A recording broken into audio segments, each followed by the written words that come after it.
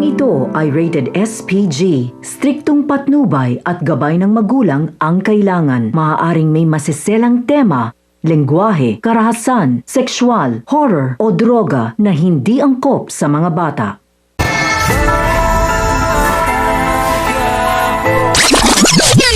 Matapos makalaya ni Tinding ay mukhang hindi pa natatapos ang riot sa pagitan niya at ni Roda dahil sa pag-akusat sa kanya na siyang nag-utos ng mga kalalakihang nanloob sa kanyang bahay, at dahil wala siyang pruweba ay bumawi si Roda sa ibang paraan at tuluyan na ngang tinaasan ang upa sa pwesto ni Tess sa Quiapo.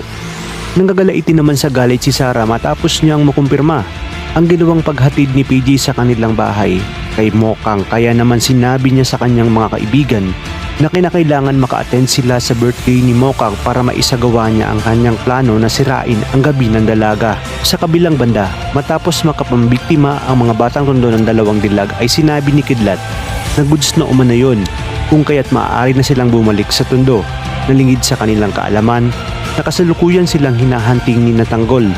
At habang naglalakad ang mga ito papauwi ay bubulagain sila ng mga batang Quiapo, kaya naman dito magsisimula ang mas matinding bakbakan at pakikipaghabulan na magkabilang grupo na di nga kalaunan ay makikita ng mga grupo ni Supremo.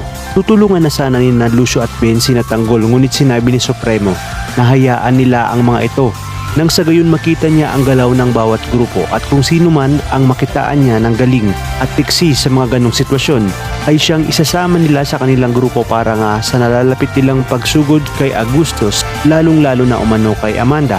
Di na nga magtatagal ay makikita ni Supremo na mukhang dehado na ang mga dayo ng mga batang tondo, at dahil sa ipinakitang galing ni Tanggol, dito na kaya mangyayari ang pagsasanib pwersa ng parehong lalaking Quiapo na sina Supremo at Tanggol.